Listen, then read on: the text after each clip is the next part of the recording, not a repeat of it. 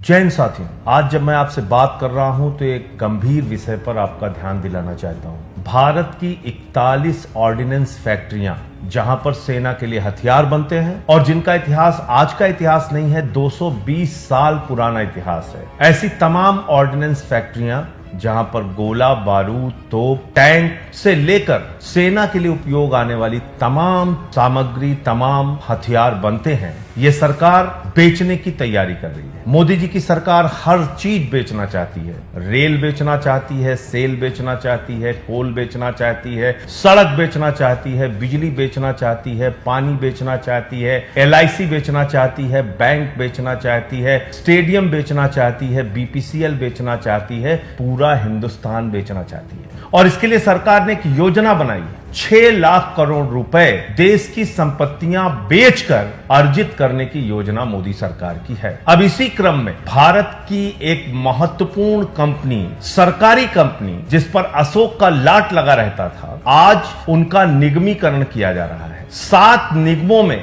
41 हिंदुस्तान की आयुध फैक्ट्रियों को, 41 हिंदुस्तान की हथियार बनाने वाली सरकारी कंपनियों को डाला जा रहा है, उनका निगमीकरण किया जा रहा है।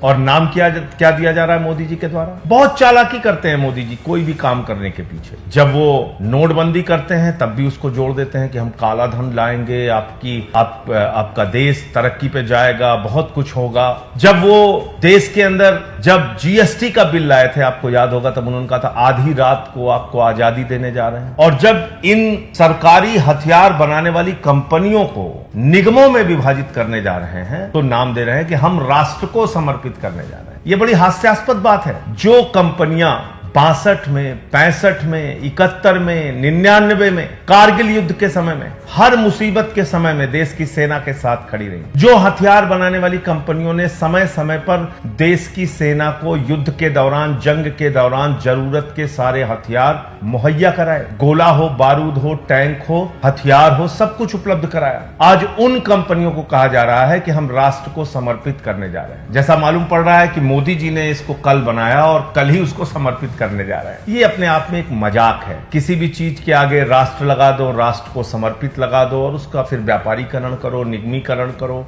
उसको बेचने की तैयारी करो, उसमें प्राइवेट प्लेयर्स को लाओ, उसमें निजी कंपनियों को लाओ, उसके शेयर बेचो और धीरे धीरे करके इन कंपनियों को बेच दो। ये मोदी जी की योजना रहती है। 1 लाख करोड़ की संपत्ति है। अगर हम इन तमाम सरकारी हथियार बनाने वाली कंपनियों की संपत्ति का आकलन करें तो लगभग 62,000 एकड़ जमीन और 1 लाख करोड़ की संपत्ति है। धीरे धीरे करके इसको बेचने की तैयारी है। हम सबको समझना होगा, जागना होगा कि क्या यह देश ऐसे ही बिकता रहेगा? क्या यह देश ऐसे ही बर्बादी की कगार पे पहुंचता रहेगा? क्या इस देश की तमाम मुनाफे वाली कंपनियों को निजी हाथों में बेच दिया जाएगा और सबके पीछे राष्ट्र का भला, देश का भला जैसे बड़े बड़े शब्दों का इस्तेमाल करके आपको और हमको मूर्ख बनाया जाएगा? इससे हमें सावधान रहने की जरूरत है। अभी आपने देखा कि किस प्रकार से कोल संकट पैदा कर दिया गया, एक प्रायोजित कोल संकट, जबकि भारत कोल के उत्पादन के मामले में, यानी कोयला के उत्पादन के मामले में दुनिया का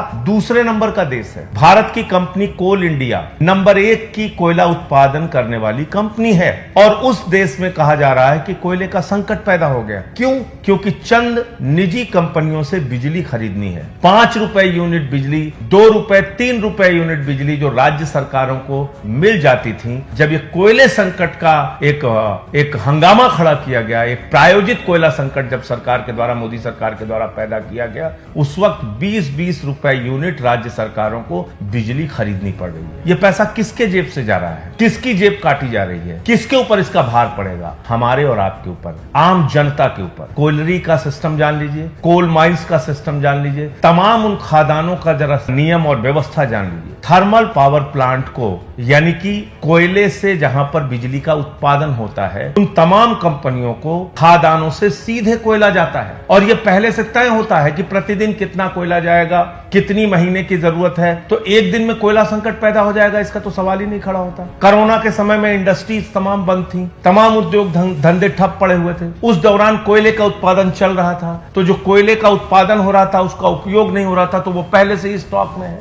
कोयले का उत्पादन पिछले साल की तुलना में इस साल बढ़ा है, बावजूद इसके कोयला संकट क्यों पैदा किया जाता है? क्योंकि निजी कंपनियों से, मोदी जी की चहेती कंपनियों से बिजली महंगे दामों पे खरीद कर उनको हजारों करोड़ का फायदा पहुंचाना है। इसके साथ साथ कोयले का संकट बताया जाएगा तो फिर औने पौने दामों में पर्यावरण के नियमों को ताक पर रखकर नए कोल ब्लॉक्स यानी कि नए कोयला खदानें चंद पूंजीपतियों को दी जाएंगी। अडानी को, अपने मित्रों को मोदी जी कोयले की खदान देंगे। इसी तरह की योजना इनकी भविष्य की है। तो हमको आपको ये सोचना होगा कि क्या हथियार बनाने वाली, सेना को हथियार देने वाली इन फैक्ट्रियों को अगर निजी हाथों में दिया गया, प्राइवेट हाथों में दिया गया, युद्ध के समय में कोई भी विदेशी ताकत, कोई भी हमारा दुश्मन देश, वो सरकार की चिंता किए बगैर इन निजी कंपनियों को मैनेज कर सकता है, इन निजी कंपनियों को अपने साथ मिला सकता है। और आप कल्पना कीजिए कि उस वक्त देश की सुरक्षा के साथ कितना बड़ा खिलवाड़ होगा, उस वक्त देश की सुरक्षा के साथ कितना बड़ा खतरा पैदा हो जाएगा। इसलिए इस फैसले का विरोध कीजिए। हमारी देश की रक्षा और सुरक्षा के साथ किसी भी प्रकार का खिलवाड़ नहीं होना चाहिए।